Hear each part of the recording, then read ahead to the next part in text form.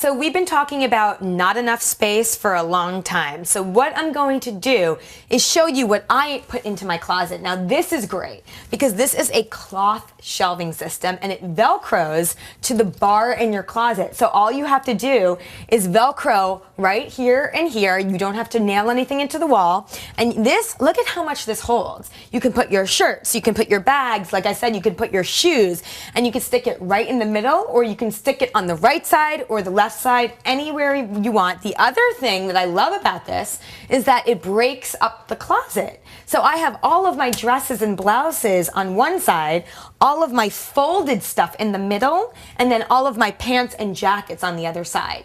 The other thing that you can do is have bins. Now I have these green bins, which are great. I got them at Bed Bath & Beyond. They come in threes. They're about $20. And all of the stuff that I'm not wearing, I put in these bins up top. And these are great because you would be so surprised how much they actually hold. So I suggest get a shelving system and get bins to put on the top of your closet. And if you have any room left, install shelves in your closet that are different levels, so you can maybe put another pair of shoes. The extra pair of shoes that you buy and you don't have room for, you can stick those on the shelves.